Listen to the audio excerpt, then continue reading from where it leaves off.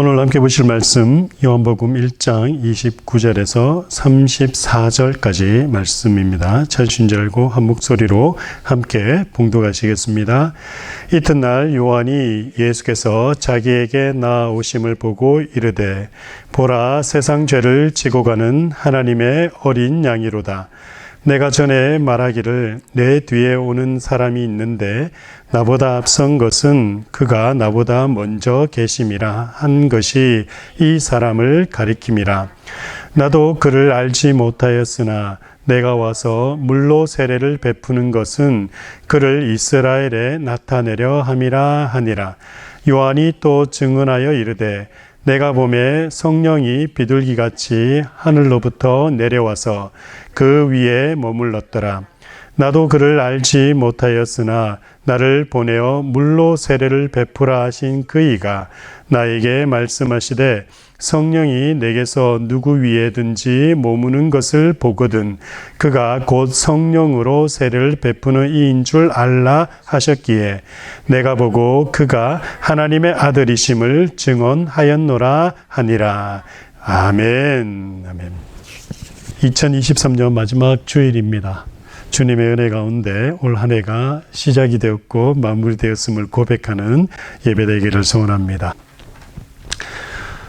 성육신 그리스도의 세례 받으심에 대해서 오늘은 함께 말씀을 나누겠는데요. 예수님께서 받으신 그 세례의 의미가 무엇인지를 조금 깊게 살펴보는 시간을 갖겠습니다. 예수 그리스도는 완전한 의인이지만 요한에 의해 회개의 세례를 받음으로 세상의 죄과를 자기에게로 넘겨받았습니다. 이게 무슨 말이냐면요. 예수님께서 사역을 시작하시기 이전에 그 전부터 누가 사역을 하고 있었냐면 세례 요한이 사역을 하고 있었습니다. 성경에 나오는 요한이라고 하면 여러 명이 있습니다. 구약 다른 발음으로 기록이 되어 있고요. 신약에 가면 또 요한이라고 하면 우리가 잘 알고 있는 예수님의 제자 가운데 요한이 있습니다. 그 요한은 특별히 세례 요한과 구분하기 위해서 사도 요한이라고 그렇게 얘기를 합니다. 그래서 우리는 사도 요한과 세례 요한을 구분해야 됩니다. 예수님의 사역이 시작되기 전 먼저 하나님의 일을 시작한 이가 있었는데 그가 바로 세례 요한입니다. 이 세례 요한이 예수님의 사역을 시작하기 전에 사람들로 하여금 준비가 되게 하기 위해서 세례를 베풉니다. 요단강에서. 그것을 우리는 뭐라 그러냐면 회개의 세례입니다. 회개의 세례를 요단강에서 베풉니다. 그 요단강에서 회개의 세례를 세례 요한이 베풀 때 예수님께서도 나오셔서 세례 요한으로부터 세례를 받습니다.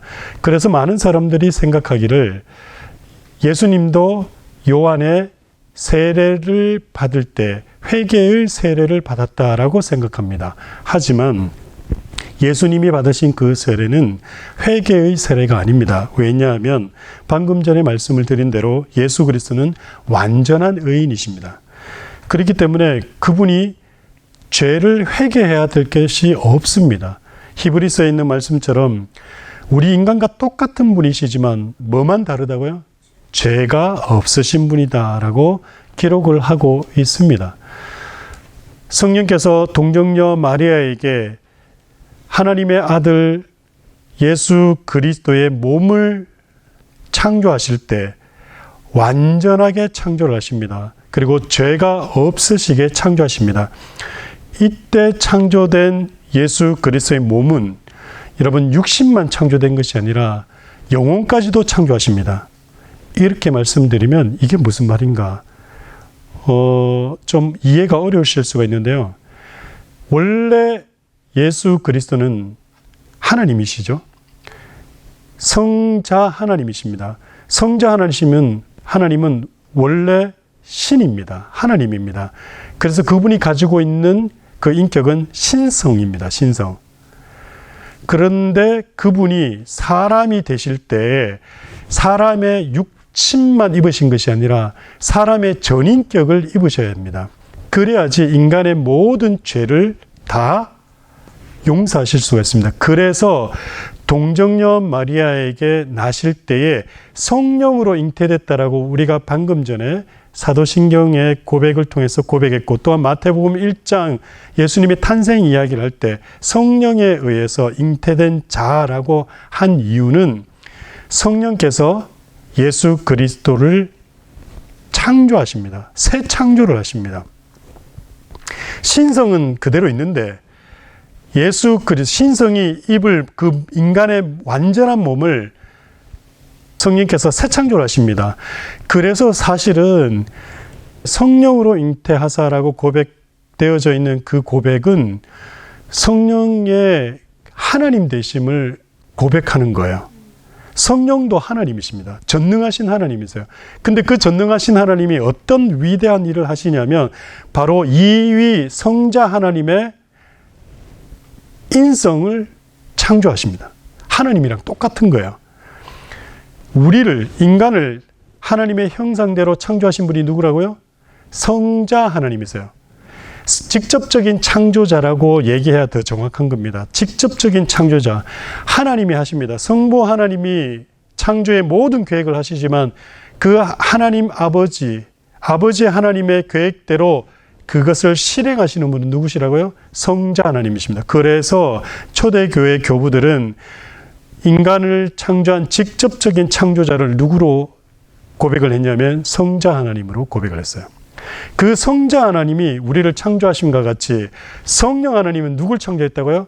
성자 하나님이 성육신할 인간, 그래서 예수 그리스도 대신 예수 그리스도를 창조하십니다. 새 창조를 하십니다. 그걸 새 창조라 그래요.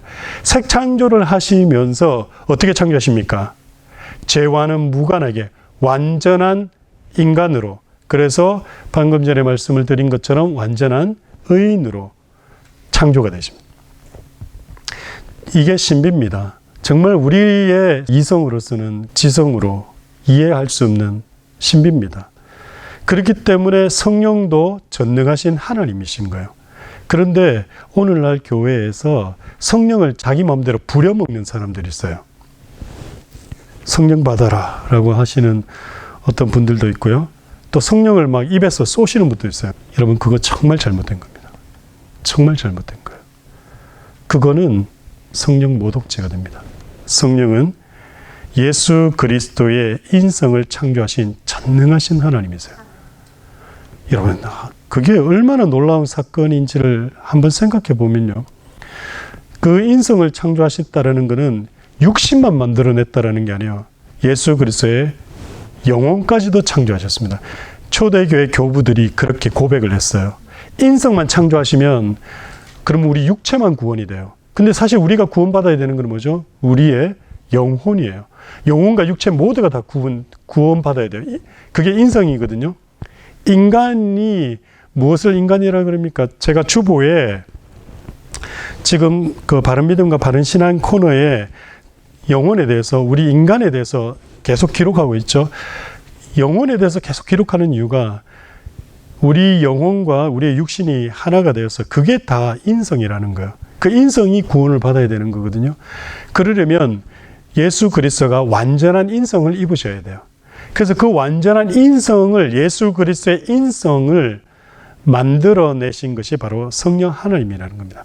그 성령 하나님께서 그리스도의 인성을 새 창조하실 때 우리와 다르게 완전하게 새 창조를 하신 거예요. 그래서 그분이 새 인류의 첫 아담이 되신 거예요. 그리고 그분 이후로는 어떻게 되는 거예요? 그분을 따라 태어나는 거기 때문에 어떻게 됩니까? 다 하나님의 백성으로, 자녀로 태어나는 겁니다. 그래서 히브리서 가면, 물론 그게 시편에 있는 말씀이에요. 예수님께서 뭐라 그러면 자기 이후로 거듭나는, 자기를 믿음으로 거듭나서 하나님 백성 되는 사람들을 예수님께서 뭐라고 부르셨냐면, 오늘은 제가 성경을 일일이 다 찾아가지 않는 이유는 시간이 많이 걸려서 앞으로 제가 이제 시간을 좀 줄여서 좀 말씀을 깊이 있게 성경을 찾아가면서도 여러분에게 말씀을 드릴게요. 오늘은 그냥 이렇게만 설명해 드릴게요. 예수님께서 뭐라 그랬냐면 자기를 믿음으로 거듭나는 모든 하나님의 자녀들을 뭐라고 불렀냐? 내게 주신 자녀라라고 얘기하셨어요. 그랬던 이유가, 그렇게 말씀하신 이유가 바로 뭐냐면 바로 그겁니다. 본인이 새 창조, 새 인류의 첫 시작이기 때문에 그 뒤로 태어나는 사람들. 그러면 예수님 전에 구약시대의 백성들은 어떻게 됩니까? 그래서 로마서에서, 그래서 신약에서 뭐라 그러냐면 소급 적용을 시켜요. 예수 그리스도를 미리 바라봄으로 어떻게 해요? 원래는 예수 그리스도가 이 땅에 오셔서 그를 믿음으로 그의 피 흘리심을 보고 그를 믿음으로 구원 다 받아야 되는데 구약의 백성들은 어떻게 해요? 미리 바라봄으로. 그 로마서 가면 사도 바울이 뭐라고 하냐면 아브라함이 나실 예수 그리스도를 미리 바라봤다 그래요. 구약의 백성들은 그 구약의 백성들 가운데 최초에 누굽니까? 최초가 아담이에요. 창세기 3장 15절에서 하나님이 뭐라고 말씀하셔요? 여자의 씨를 이야기하시잖아요. 그때 이미 아담은, 제가 말씀드렸죠. 아담은 그 말을 듣고 그는 깨달았어요. 왜냐? 아담은 우리랑 차원이 달라요. 그는 하나님이 창조한 완전한 인간이었어요. 그의 지혜와 능력은 우리랑 차원이 달라요. 930세까지 산 사람이에요. 930까지 산 사람이 우리보다 지혜가 없었겠습니까? 또 그는 우리랑 다른 게 뭡니까? 배꼽 자체가 없어요. 그 배꼽이 없다라는 것 자체가 놀라운 겁니다. 그래서요, 아담은 하나님이 뭐 한마디 딱 하시면 그게 뭔 말인지 즉각 반응하고 알아들었어요. 그러다 보니까 창세기 3장 15절에 이야기하는 게 뭡니까? 한번 찾아볼까요? 창세기 3장 15절 우리 한번 찾아보겠습니다. 창세기 3장 15절 보세요. 함께 읽겠습니다. 시작. 내가 너로 여자와 원수가 되게 하고 내 후손도 여자의 후손과 원수가 되게 하리니 여자의 후손은 내 머리를 상하게 할 것이요 너는 그의 발꿈치를 상하게 할 것이니라 하시고. 아멘. 우리는 이걸 딱 읽잖아요. 뭔 소리인지 몰라요. 왜 모르냐면 첫째, 내용도 우리가 헷갈릴 뿐만 아니라 우리는 이게 뭘 의미하는지 직접 와닿지 않습니다. 그런데 아담은 이걸 딱 듣는 순간 알아요.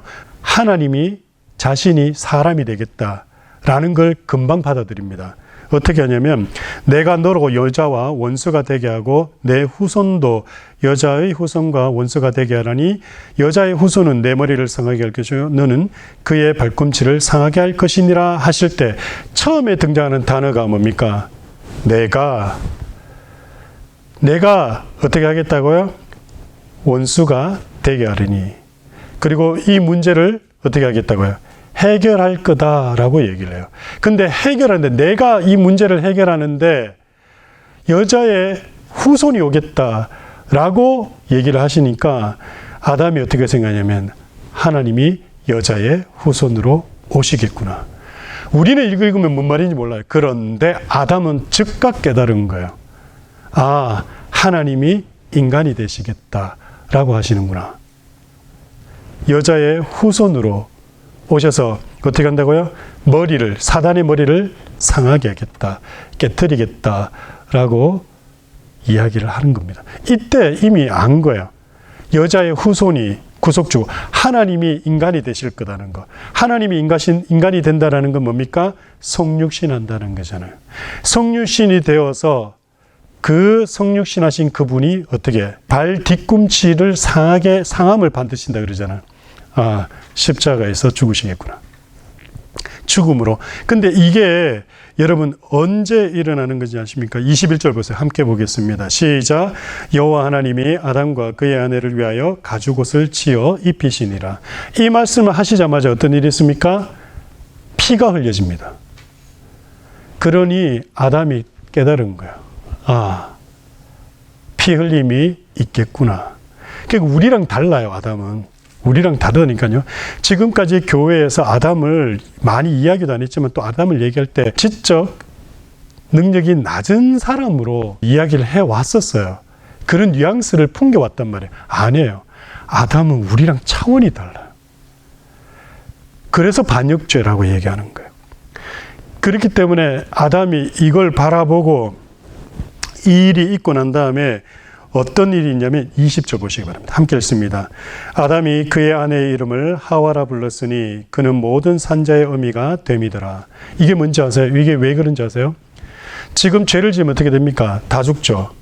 죄를 직접적으로 지은 게 누구예요? 하와잖아요. 하와가 먼저 먹고 죄를 지었잖아요. 죄를 지었기 때문에 어떻게 됩니까? 죽어요. 그런데 아담이 처음에 창조되었을 때 어떤 일을 하죠? 모든 창조물들의 이름을 지어주죠. 이름을 지어주는 게 곧 뭐다고요? 그 존재를 밝히는 거잖아요. 아담이 그 존재를 증명해주고 그 존재를 존재케 하는 대리자가 돼버린 거예요. 원래 하나님이 다 창조하셨는데 이름 지어줌을 통해서 그 존재를 존재되게 하게 만드는 권한을 누가 가지고 있었던 거예요? 아담이 가져요. 그런데 하와가 어떤 일이 있습니까? 그런 일이 일어나기도 전에 죄를 지음으로 죽게 되었어요. 아담 보니까 어때요? 죽게 됐잖아. 죽으면 지금 자기의 후손으로, 여자의 후손으로 구속주가 올 수 있어요? 없어요? 없어요. 없으니까 지금 자기 안에 여자가 죽으면 돼요? 안 돼요? 안 되니까 뭘 줍니까? 이름을 줘서 그 존재를 존재케 해버리는 거예요. 그래서 20절 다시 보세요. 아담이 그의 아내 이름을 뭐라고 했다고요? 하와. 그전에는 하와라고 불렀다 안 불렀다? 안 불렀어요. 이름 몰라요, 우리는. 그냥 여자라고 했는지 몰라요. 그런데 이름을 줘버려요. 근데 그 이름의 뜻이 뭐라고 그럽니까? 그는 모든 산자의 어머니가. 살아라, 이 말이에요. 하와의 이름이 살아라는 거예요. 왜? 당신이 살아야지 누가 온다? 구속주가 온다. 아담은 우리랑 차원이 다르다니까요. 그래서 제가 방금 전에 말씀드린 대로 구약시대 사람들은 우리가 신학적으로 얘기할 때 어떻게 보면 소급 적용을 시켰다라고 해요. 예수 그리스도의 구원을 소급 적용시켰다. 소급 적용시킬 때 어떻게? 오실 메시아를 바라봄으로, 오실 메시아를 봄으로, 믿음으로. 우리는 오신 예수 그리스도 메시아를 믿음으로 구원받은 거지만 구약의 하나님의 택함 받은 백성들은 오실 메시아를 바라봄으로 미리 소급 적용을 시켜서 그들을 구원하신 거예요. 누구부터? 아담부터. 그러니까 아담이 구원받으니까 그 다음에 누가 구원받습니까? 셋이 구원받은 거예요. 그 셋 때, 그리고 그 셋의 아들 에노스 때 어떤 일이 납니까? 여호와의 이름을 불렀더라. 예배하게 된 거예요. 하나님을 나의 주인으로, 그리고 에노스의 가족들이 하나님의 백성으로. 그 백성들이 또 노리어가다가 노아를 또 하나님이 택하시고 노아로 하여금 다시 그 과정에 있었던 일들도 나중에 기회가 되면 제가 자세하게 설명을 드릴게요. 이거 알면요 정말 놀라워요. 정말 하나님의 일하심이 얼마나 위대하신 걸 알 수 있습니다. 어쨌든 간에 오늘 예수님께서 지금 요단강에서 세례를 받으시는 이야기를 우리가 말씀을 통해서 봤습니다. 요한에 의해서 받은 세례는 우리 예수님의 회개의 세례가 아니라는 거예요. 예수님은 회개할 게 없는, 죄가 없으신 분이기 때문에 회개의 세례가 아니라는 거예요. 그러면 이게 무슨 세례인지를 알아야 된다라는 겁니다. 그래서 요한에 의해서 회개의 세례를 받은 것이 아니라 어떤 세례를 받았냐면 바로 세상의 죄과를 자기에게로 넘겨받는 그런 세례였다라는 겁니다. 그것을 우리는 전가라고 얘기를 합니다. 그리스도가 세례받은 것은 결코 죄인으로서 자기의 죄를 회개한 것이 아니라 전적으로 그분은 무죄하신 분이시기 때문에 예수 그리스도는 하나님의 아들이시고 사람으로서도 완전한 의인이시고 완전히 거룩한 자이시기 때문에 회개의 세례를 받으실 필요가 없었다라는 겁니다. 그러나 죄인들이 받는 세례를 받음으로 어떤 일이 일어났냐? 세상 죄를 전가받는 일이 일어났다라는 겁니다. 오늘 읽었던 본문의 말씀이 바로 그 말씀입니다. 구속 중보자로서 그리스도는 공식적으로 죄과를 넘겨받아 구원을 위해 일하도록 작정하셨습니다. 세상 죄의 전가가 세례에서 이루어졌음을 세례 요한이 증거하고 있는데요. 오늘 본문 요한복음 1장 29절을 다시 한 번 더 읽어보겠습니다. 요한복음 1장 29절 말씀 함께 읽겠습니다. 이튿날 요한이 예수께서 자기에게 나아오심을 보고 이르되 보라 세상 죄를 지고 가는 하나님의 어린 양이로다. 지금 예수님을 향해서 뭐라고 얘기하고 있습니까? 세상 죄를 지고 가는 하나님의 어린 양이다. 세상 죄를 이게 어깨에 짊었다라고 얘기를 하죠. 왜 이렇게 말했는지에 대해서는 이따가 또 자세하게 설명을 드리겠습니다. 예수는 세상 죄를 지고 가는 하나님의 어린 양으로 지목되고 선포되었습니다. 세례 요한의 이 증거는 구약의 증거를 종합한 마지막 증거입니다. 세례 요한이 이 선포를 할 때까지는 어떤 사람도 속죄 제사의 어린 양으로 지목된 일이 없었습니다. 구약 시대 때 제사를 드리죠. 하나님께서 이스라엘 백성들이 죄를 지으면 그 죄를 해결하는 방법으로 무엇을 주십니까? 제사를 주셨죠. 하나님을 만나러 나오는 방법으로도 제사를 주셨지만 사람들이 짓는 죄 때문에 하나님의 백성들이 짓는 죄를 해결하게 하기 위해서 어떤 방식을 주셨습니까? 방법을 주셨습니까? 속죄 제사라는 방식을 주셔서 이따 또 설명을 드릴 거예요. 이 속죄 제사의 방식을 통해서 그들이 죄를 용서받기 위해서는 반드시 어린 양의 피를 흘려야 된다라고 했거든요.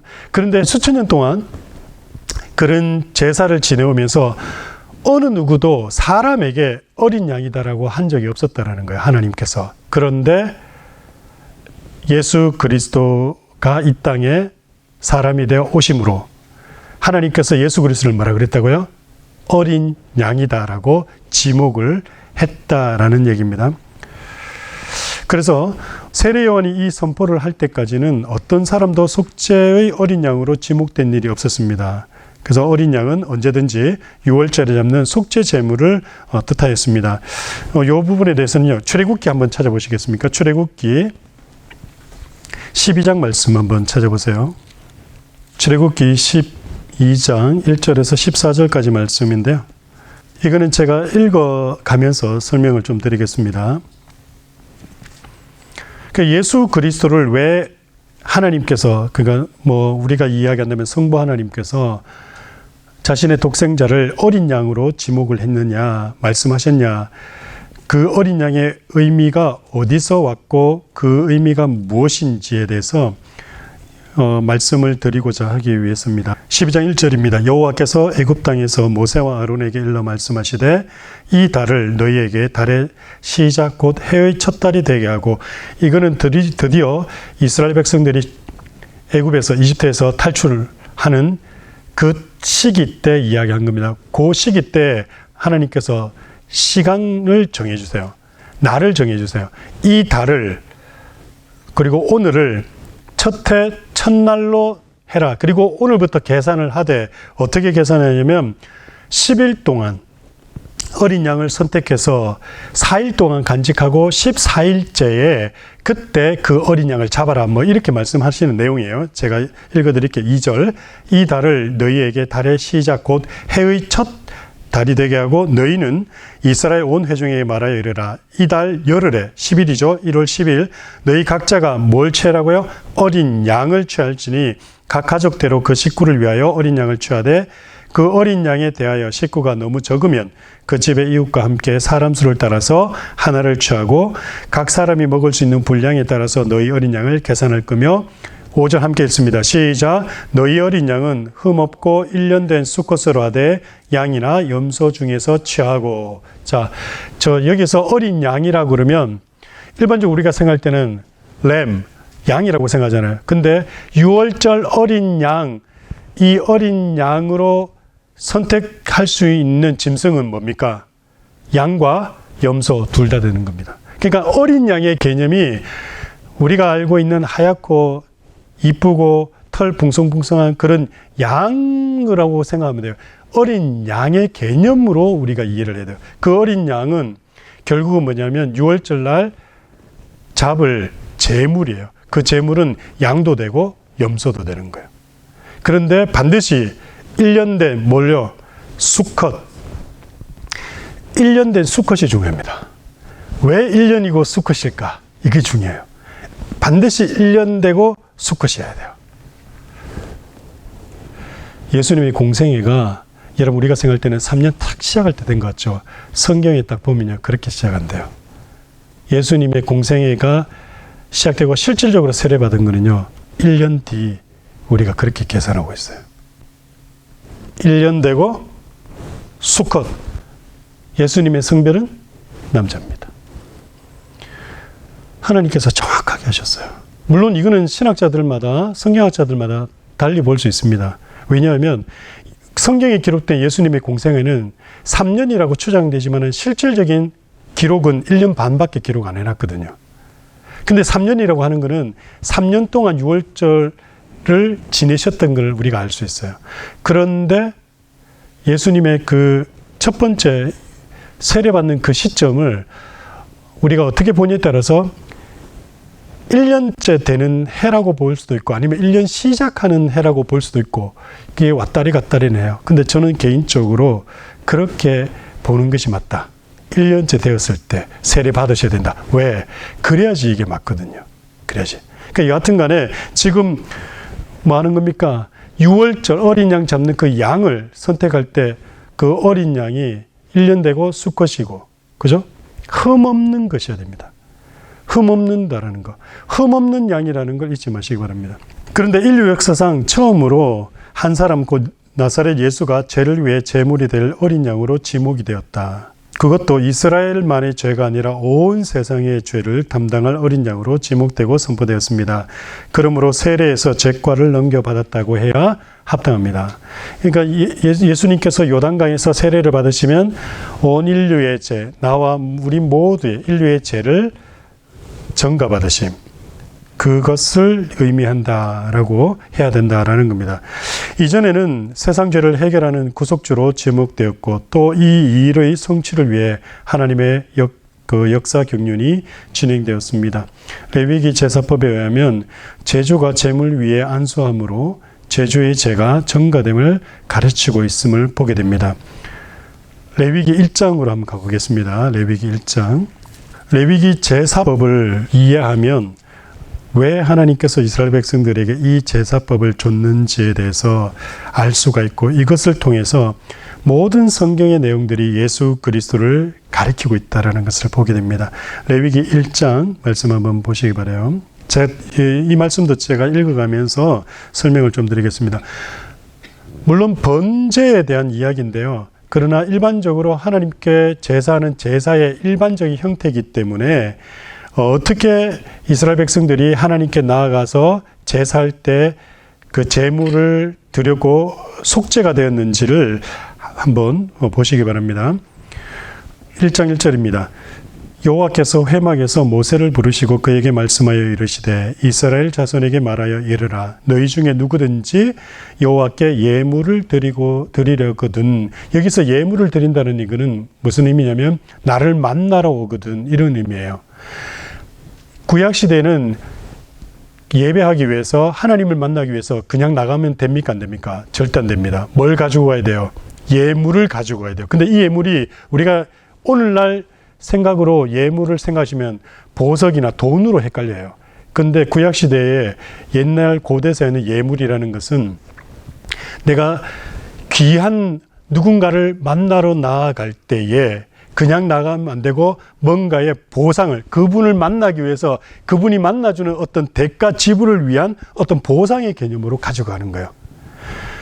요게 또 어디로 가냐면 예수님 탄생하셨을 때에 한 4개월에서 6개월 지난 후에 목자들이 태어나자마자 그 위에 누워있는 아기 예수를 봤지, 우리가 알고 있는 동방박사는 4개월에서 6개월 뒤에 옵니다. 올 때 이들이 어떻게 옵니까? 그냥 오는 게 아니죠. 그들이 예물을 가지고 옵니다. 예물을 가져와서 그 아기 예수께 드립니다. 왜 드릴까요? 이거예요. 이거 예표인 거예요. 구약에 하나님께 나아가기 위해서 예물을 드리는 이것이 왜 마태복음에 마태가 그렇게 기록했냐면 지금 아기 예수가 누구라는 의미예요. 그러면 이스라엘 백성들이 하나님을 만나러 나아가기 위해서 뭘 들고 가는 거예요? 예물을 들고 나갔죠. 마찬가지로 동방박사들이 아기 예수를 보기 위해서 뭘 가지고 나갑니까? 예물을 가지고 나갔다는 것은 그 아기 예수가 누구란 얘기예요? 하나님이시라는 거예요. 그거 이야기하려고 기록해 놓은 거예요. 그냥 뭐 아기 예수의 탄생을 기뻐하고 어떻게 하기 위해서 예물을 들고 나갔다 이렇게 설명하면 안 돼요. 이게 다 구약하고 연결되어 있는 거예요. 그런데 그러면 뜬금없이 페르시아에서 왔던 페르시아가 그 당시 큰 제국이었거든요. 물론 망하고 있는 제국이지만 그래도 뭐 로마 제국과 여전히 대등하게 관계를 가지고 있는 그 제국의 박사들이라고 하면 하이라키에 있는 그런 권력자들이, 그 권력자들이 예물을 가지고 누구한테 처음에 갑니까? 헤롯 왕이한테 가죠. 헤롯 왕이 와서 우리가 보니까 여기에 왕이 태어났다. 어디 있냐? 여러분 그게 가능할 것 같아요? 지금 헤롯이라는 눈을 갖다가 시퍼렇게 뜨고 살아있는데 그 당시 헤롯도 그냥 헤롯이 아니에요. 역사는 어떻게 부릅니까? 그 헤롯을. 헤롯 대왕이라고 부르고 있어요. 왕들 가운데서도 대왕, 우리나라 조선시대 왕들 가운데 대자가 붙는 사람이 몇 명 있어요? 세종대왕, 정조대왕 둘밖에 없어요. 다른 사람 있나요? 제가 역사는 우리나라 역사를 잘 모르지만 우리 기억 속에 있는 왕도, 조선시대 왕도 세종대왕과 정조대왕 두 사람밖에 없습니다. 물론 더 있을 수 있습니다. 제가 몰라서 그러니까 여러분 이해해 주시고요. 여하튼 간에 대자를 붙이는 것도 왜 붙입니까? 왕들 중에서도 보통 왕이 아니기 때문에 여러분 헤롯을 헤롯 대왕이라고 부릅니다. 그러죠? 기억납니까? 그럴 정도로 예수님 당시의 왕이었던, 이스라엘 땅의 왕이었던 헤롯은 엄청난 권력과 힘을 가지고 있는 사람이었어요. 그런데 그 동방박사들이 와서 뭐라 그럽니까? 야, 지금 우리가 보니까 왕이 태어났는데 그 왕 어디 있어? 이렇게 되면 어떤 일이 일어나요? 자기 목이 날아가요. 그런데도 불구하고 그렇게 이야기하는 이유가 뭡니까? 지금 이 동방박사들이 보니까요, 큰일 났어요. 왜 큰일 났어요? 별자리를 탐구해 보니까 이스라엘에 웬 왕이 태어났는데 이 왕은 보통 왕이 아니야. 온 세상을 철장으로 다스릴 강력한 군주야. 이 사람한테 대항했다가는 어떤 일이 나요? 다 죽는 거야. 그러니까 뭘 들고 온 거예요? 그 사람을 아련해서, 그 왕을 아련해서 화친을 해야 되는 거예요. 그래서 화친조로 페르시아에서 이 동방박사들이 왔던 거예요. 왔는데 헤롯 대왕 보니까 아니거든요. 왜냐하면 헤롯은 이스라엘 땅에 작은 왕이거든. 근데 우리가 보는 사람은 이 사람 아니야. 이 엄청난 왕이 태어났어 지금. 그 사람 만나러 가야 돼. 그래서 물어본 거예요. 그리고 없다 그러니까 찾고 있는데 천사가 다시 알려주잖아요. 별을 나타내게 해가지고. 그러니까 쫓아가서 보니까 진짜 왕이 태어난 거예요. 그래서 이 왕한테는 잘 보여야 돼. 그래서 자신들이 가져온 그 예물, 성경에는 황금과 유약과 모략 이렇게 돼 있지만은 엄청난 걸 가져왔을 겁니다. 그것을 아기 예수께 드렸다. 이 말은 뭡니까? 그 아기 예수가 하나님이시다. 강력한 군주시다. 그걸 보여주고자 기록한 거예요. 3절 보겠습니다. 그 예물이 소의 번제이면, 이거는 소든 양이든 상관없습니다. 일단은 무엇으로요? 흠없는 수컷으로 회막문에서 여호와 앞에 기쁘시게 받으시도록 드릴지니라. 회막문에서입니다. 회막문에서. 4절 함께 읽습니다. 시작. 그는 번제물의 머리에 안수할지니 그를 위하여 기쁘시게 받으심이 되어 그를 위하여 속죄가 될 것이라. 자, 그는 할 때 지금 4절에 그는, 이 그가 누구예요? 제사장입니까? 아니면 자신이 예물을 가지고 온 그 제주입니까? 그는 번제물의 머리에 안수할지니. 그러니까 번제물 머리에 안수하는 것은 누구예요? 제사장이에요? 제주예요?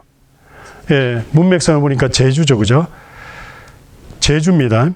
그리고 그를 위하여 기쁘시게 받으심이 되어 그를 위하여 속죄가 될 것이라. 그리고 5절, 그는 여호와 앞에서 그 수송아지를 잡을 것이요. 이 그는 누굽니까?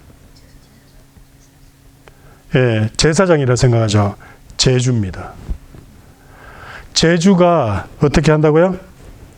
번제물 머리에 안수하고, 그리고 5절, 그는 여호와께서 그 수송아지를 잡을 것이요 아돈의 자손 제사장은 그 피를 가져다가. 그 제물을 잡는 건 누구라고요? 제주가 잡는 거예요. 자, 여기서 중요합니다. 여기서 지금 송아지를 아니면 양을 가지고 왔어요. 가지고 왔는데 그 가지고 오는 이유가 뭐예요? 제사하기 위해서. 제사는 뭐죠? 하나님 앞에 예배하기 위해서. 근데 하나님 앞에 예배하는 이유가 뭡니까? 나가는 이유가 뭡니까? 자기의 죄를 해결함 받기 위해서요. 근데 자기 죄를 해결함 받기 위해서는 항상 재물을 가지고 가죠. 가져왔는데 죄는 누가 지었어요? 내가 지었어요. 그런데 제사드리는 방식이 어떻죠? 이 재물을 가지고 와서 그 재물을 제사장 앞에서 첫 번째 어떻게 한다고요? 안수를 해야 돼요. 안수를 하고, 그리고 그 안수한 그 사람이 그 짐승을 잡는 거예요. 이 행위가 뭐냐면 내 죄가, 죄는 내가 지었잖아요. 그죠? 내 죄가 그 짐승에게 넘어가는 거예요. 그 짐승에게 넘어가니까 어떤 일이 일어나는 거예요? 그 짐승에게 나의 죄가 짊어져지게 되는 거예요. 자, 지금까지 잘 따라오셨죠? 지금 제주가 재물에게 안수를 하는 겁니다. 안수를 했을 때에 죄는 누가 지었어요? 죄는 그 제주가 지은 거잖아요. 그런데 그 제주가 재물에게 안수함으로 제주의 죄가 그 재물에게 전가가 되는 거예요. 그 재물은 제주의 죄를 짊어지게 되는 거예요. 짊어진 상황에서 어떤 일이 일어나는 겁니까? 그 제주가 그 재물을 잡는 거예요. 여러분, 이게 십자가 사건하고 똑같은 거예요, 이게. 오늘 세례받은 게 바로 이걸 얘기하는 겁니다. 예수님 아무 흠도 없는, 그거 전에 이걸 또 설명을 드려야 되겠네. 내가 지어서 죄 때문에 재물 가지고 그 하나님 앞에 나가서 안수를 했는데 내 죄가 그에게 전가되면서, 그 재물에게 전가되면서, 그러면 나는 어떻게 될까요? 나는 깨끗이 되는 건가요? 그 짐승은 죄가 있어요, 없어요? 성경에는 짐승이 죄 있다라고 얘기한 적이 한 군데도 없습니다. 하나님 창조한 인간 외에는 죄를 짓는 게 없어요. 그렇기 때문에 얘는 죄 자체가 없어요. 죄가 아니에요. 죄라고 얘기도 할 수 없어요. 무흠이에요. 무흠. 그런데 지금 뭐라고 그러고 있냐면 그 3절에서 흠 없는 수컷으로, 흠이 없는 거예요. 봐요. 지금 내 죄가 그에게 넘어가면 전가가 돼버리면 얘가 어떻게 되는 거예요? 흠이 있어져 버리잖아. 원래 얘는 흠이 있어요, 없어요? 흠이 없어요. 그러면 무흠이 어디로 되는 거예요? 그 무흠이 나에게로 오는 겁니다. 나에게로 오는 거예요. 어떻게 해요? 내가 그 재물을 잡을 때 그 무흠이 나에게로 오는 겁니다. 그것을 우리는 뭐냐면 의의 전가라고 얘기합니다. 이게 십자가에서 똑같이 일어난다고 제가 말씀드렸잖아요. 예수님께서 죄가 있으시다 없으시다? 없으세요. 우리의 죄를 짊어지실 분이에요. 어떤 목사님은 또 설명할 때 이래 하더라고요. 이렇게 그 안수 기도하면 죄가 넘어가는 것처럼 우리가 우리 죄를 기도하면 예수님께서 우리 죄를 다 담당하셔서 예수님께서 우리의 죄를 가지시기 때문에 예수님 자체가 죄의 덩어리가 되어버린다고. 한국에서 정말 잘 나오고 정말 성경을 잘 해석하고 설명하는 성경 교사인데요. 제가 그 얘기 듣고 깜짝 놀랐어요. 야, 이렇게 설명해버리면. 그리고 그 밑에 댓글 달아보니까 예수님이 죄 덩어리가 되셔서 우리 죄를 위해서 십자가에서 죽으셨다. 절대 아닙니다. 예수님이 왜 죄 덩어리가 돼요? 예수님은 단지 우리 죄를 짊어지셨을 뿐이에요. 짊어지시고 있다가 십자가에서 죽으심으로 그분이 흠이 있으신 분이 없어요. 무흠하신 분이잖아요. 그리고 그 십자가에서 죽인 거는 누가 죽인 겁니까? 사람이잖아요. 사람이 죽이잖아요. 사람의 죄가 예수님께 넘어가고 그 넘어간 예수님이 죄를 짐고 십자가에 달려 계실 때 그 십자가에 못 박아 죽이는 건 우리 인간입니다. 그렇게 되므로 어떻게 일어나는 겁니까? 예수님의 죄 없으신 무흠, 그걸 의라 그러거든요. 그 의가 우리에게 전가가 되는 거예요. 그래서 우리 죄가 사해지는 겁니다. 오늘 예수님의 세례받으심, 그 세례받으심의 의미가 이렇게 중요한 거예요. 요단강에 세례 요한에게 나아가셔서 세례를 받으셨던 이유는 바로 그가 세상 죄를 지고 가는 어린 양이 되심으로, 그리고 그 어린 양이 되심으로 앞으로 십자가에서 못 박히셔서 우리 죄를 지고 십자가에 못 박히셔서 십자가에서 죽으심으로 제주가 자신이 안수한 그 제물에 잡아서 피를 흘린 것 같이 우리 인간이 예수님 십자가에 못 박아 죽게 함으로 정말 아이러니한 일이 일어난 거예요. 근데 이것을 이스라엘 백성들은 구약시대 내내 그걸 연습한 거예요. 연습. 하나님께서 이스라엘 백성들을 통해서 내가 반역한 인간을 어떻게 다시 회복시킬 건지를 이스라엘 백성들에게 가르쳤던 거예요. 실물 교훈하신 게 바로 속죄 제사라는 겁니다. 그리고 진짜 2000년 전에 하나님이 사람이 되셔서 인간으로 이 땅에 오시고 그 인간 되신 그분이 드디어 때가 돼서 세례 받으심을 통해 온 인류의 죄를 짊어지시고 그리고 십자가에서 죽으심으로 어떻게 인간의 죄를 다 사십니다. 그리고 우리는 그것을 믿음으로 그분의 흠없음이 우리에게 전가되어지는, 그리하여서 우리는 구원받게 되고 거듭나고 그 뒤로 어떻게 된다고요? 하나님의 새 백성, 예수 그리스도, 새 창조, 예수 그리스도께서 새 창조의 첫 열매시잖아요. 그리고 우리는 그 뒤로부터 그분의 자녀들, 그분의 백성으로 그러면서 이제 하나님 백성들이 완성이 되면, 완료가 되면 우리 주님께서 다시 오시는 겁니다. 그것이 바로 성육신이 담고 있는 또 하나의 놀라운 신비와 비밀입니다.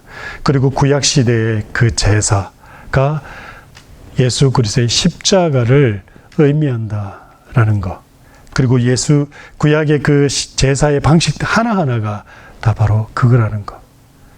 여러분, 2023년 마지막 주일 말씀이지만, 물론 다음 주에 또 계속 연이어서 말씀을 해 나가겠지만, 그래도 올해 한 해를 마감하면서 우리 주 예수 그리스도의 십자가 그리고 그분의 성육신이 무엇을 정말 의미하는지를 깊이 깨달아서 우리의 구원이 값없이 주어진 것이 아니라 값싼 구원이 아니라 값비싼 구원이다라는 사실을 꼭 기억하는 우리의 믿음 생활이 되시기를 소원합니다. 기도하겠습니다. 하나님이 인간이 되사 성육신으로 이 땅에 오심을 기억합니다. 우리의 죄를 짊어지시고 어린 양 되사 십자가에서 피 흘리심으로 우리의 죄를 무효화하여 하나님 백성 삼으신 주님의 크신 은혜를 기억하며 2023년도를 마무리합니다.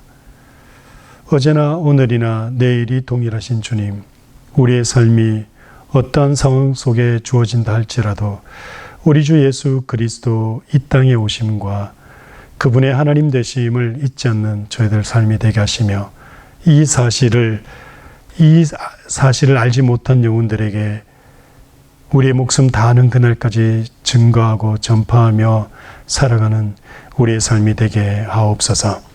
감사드리오며 예수님의 이름으로 기도드립니다. 아멘.